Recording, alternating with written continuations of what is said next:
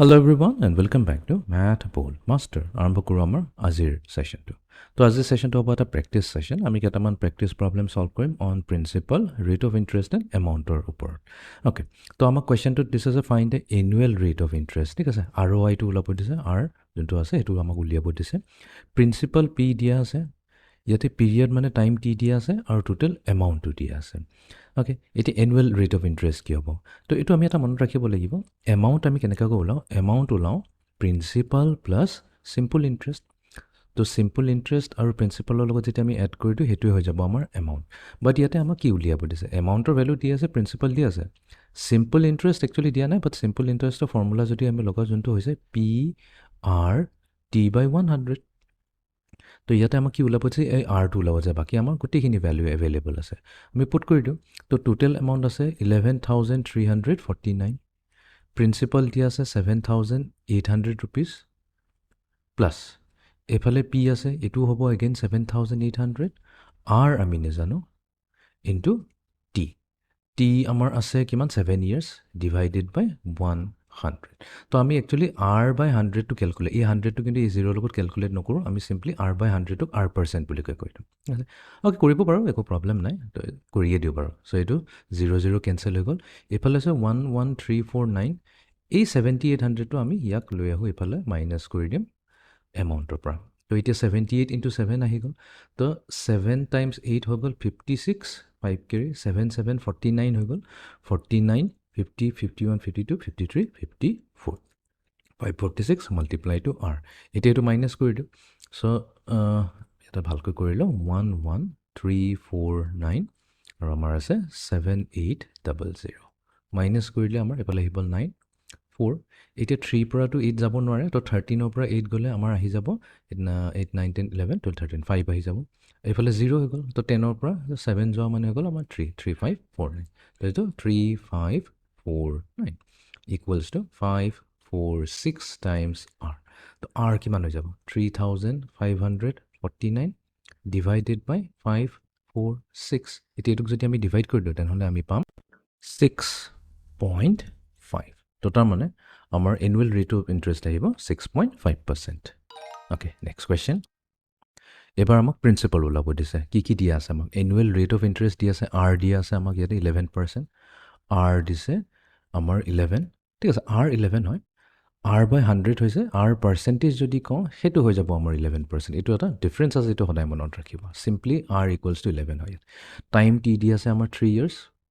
3 years তাতে দি আছে। Total interest দি আছে, তাৰমানে চিম্পল ইণ্টাৰেষ্টটো আমাক দিয়া আছে। চিম্পল ইণ্টাৰেষ্ট দিছে 825 ৰুপিজ। এতিয়া আমাক সুধিছে যে প্ৰিন্সিপাল কিমান হ'ব? Very simple. তো চিম্পল ইণ্টাৰেষ্টৰ ফৰ্মুলা SI হৈছে PRT/100। PRT/100। তো আমাক কি ওলাব? পি ওলাব দিছে। তো আমি কি কৰিব পাৰিম? চিম্পল ইণ্টাৰেষ্ট ইনটু 100 কৰিলোঁ, ক্ৰছ মাল্টিপ্লাই। তো এইফালে থাকি গ'ল আমাৰ P into R into T. তো তাৰমানে পি উলিয়াবলৈ কাৰণে আমি কি কৰিম?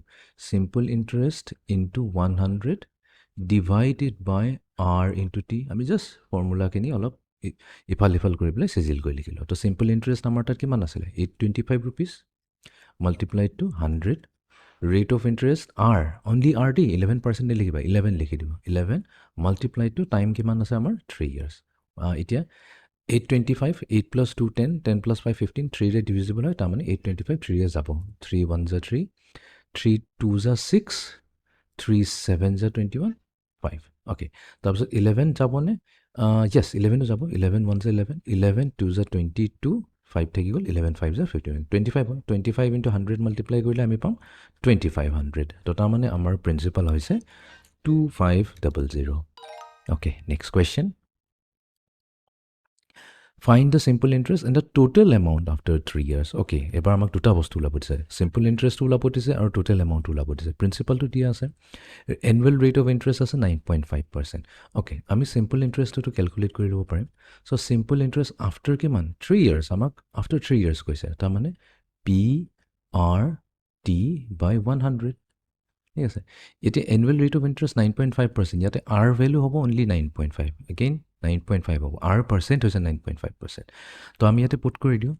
প্ৰিন্সিপাল হৈছে আমাৰ 7800 মাল্টিপ্লাই টু আৰ যোনটো হৈছে 9.5 টাইমটো দিয়া আছে 3 years, ইয়াতে দিয়া আছে কুৱেশ্যনতে 3 years, ডিভাইডেড বাই 100, 100 এণ্ড এই দুটা 0 গুচি গ'ল, এতিয়া গোটেইখিনিক আমি মাল্টিপ্লাই কৰি দিওঁ, তো 78 ইণ্টু 9.5 ইণ্টু 3 আমাক 2223, এইটো হৈ গ'ল আমাৰ চিম্পল ইণ্টাৰেষ্ট বা টোটেল ইণ্টাৰেষ্ট, তো এইটো আমি ক'ম ইয়াতে 2223, বাট আমাক এতিয়া টোটেল এমাউণ্টটো খুজিছে, টোটেল এমাউণ্টৰ কাৰণে আমি কি কৰিম, টোটেল এমাউণ্ট কোনো প্ৰব্লেম নাই, আমাৰ যোনটো মেইন অৰিজিনেল প্ৰিন্সিপাল আছিলে পি আৰু যোনটো আমাৰ চিম্পল ইণ্টাৰেষ্ট ওলাইছে সেইটো দুটাকে এড কৰিলে আমি টোটেল এমাউণ্ট পাই যাওঁ, তো 7800ক 2223 লগত আমি এড কৰি দিওঁ, তেনেহ'লে কি হ'ব 00 আৰু এই 23 এড হ'লে 23 দিব, 78, 88, 98, 99, 100, ঠিক আছে, তো তাৰমানে আমাৰ 10,023 আহিব, ইয়াত আহিব 10,023 rupees. Okay, next question. Find the period. Period মানে হৈছে এতিয়া টাইম পিৰিয়ডৰ কথা কৈছে, টি ওলাব দিছে, ইয়াতে টোটেল এমাউণ্ট দিয়া আছে, প্ৰিন্সিপাল দিয়া আছে, এনুৱেল ৰেট অফ ইণ্টাৰেষ্ট দিয়া আছে, তো টাইম কিমান হ'ব। অ'কে, তো আমি জানো যে এমাউণ্ট হৈছে P plus P R T by 100, আমাক উলিয়াব দিছে এই টাইম টিটো। অ'কে, তো এইটো আমি এনেকৈও লিখিব পাৰোঁ A minus P equals to P R T by 100, এতিয়া ক্ৰছ মাল্টিপ্লাই কৰিলে কি যাব, 100 multiply to amount minus principal equals to P R T, time উলিয়াব লাগে, তো আমি কি কৰিম দুই চাইডে পি ইণ্টু আৰ ডিভাইড কৰি দিম, চ' 100 ইণ্টু এ মাইনাছ পি ডিভাইডেড বাই পি টাইমছ আৰ, পুট কৰি দিওঁ ভেলুবোৰ 100, এমাউণ্ট হৈছে আমাৰ কিমান, এমাউণ্ট দিয়া আছে 3888.75, 3888.75 rupees মাইনাছ প্ৰিন্সিপাল কৰিম 2550, হোল ডিভাইডেড বাই প্ৰিন্সিপাল হৈছে 2550 multiplied to rate of interest R হৈছে 17.5। অ'কে, এতিয়া আমি গোটেইখিনি কেলকুলেট কৰিম, তো এই কেলকুলেশ্যনটো মই তোমালোকৰ ওপৰত এৰি দিলোঁ, তো এই কেলকুলেশ্যনৰ ভেলু আহি 3, তাৰমানে 3 yearsৰ ইয়াতে পিৰিয়ড হৈ যাব, তো ইয়াতে আমি টাইপ কৰি দিম পিৰিয়ড হৈছে 3 years।